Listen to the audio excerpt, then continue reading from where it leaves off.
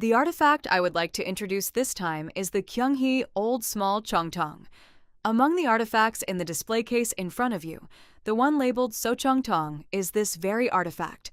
To understand it in more detail, I will first introduce the development process of the Chongtong. A Chongtong is a firearm that is manually ignited and fired using gunpowder. In Korea, the development and production of gunpowder weapons began in the late Goryeo dynasty, when Choi Museon succeeded in producing gunpowder.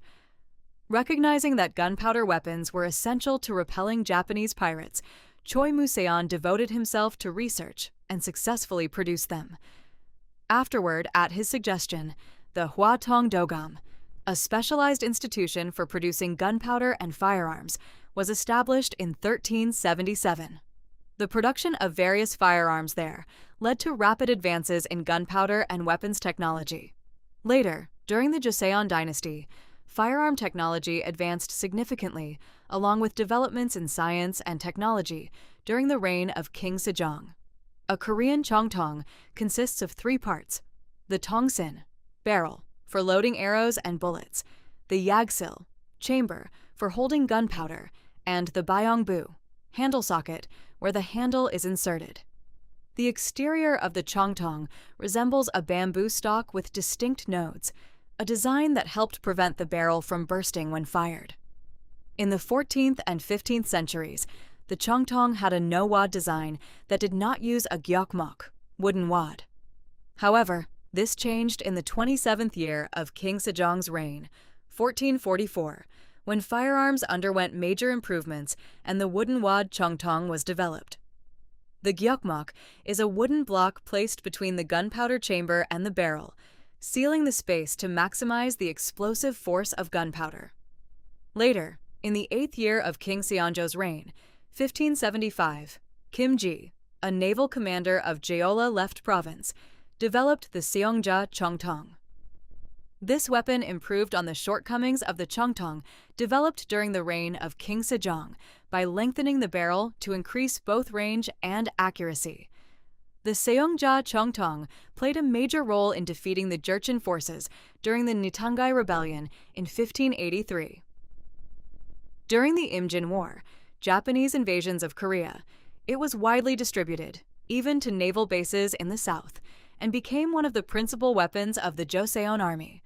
Various types of the Seongja Chongtong were produced, including the Cha Seongja Chongtong, So Seongja Chongtong, Byul Seongja Chongtong, and Sang Seongja Chongtong. In this way, building on King Sejong's weapons reforms, the performance of Joseon's gunpowder weapons continued to improve through the use of the wooden wad Chongtong and the development of the Seongja Chongtong.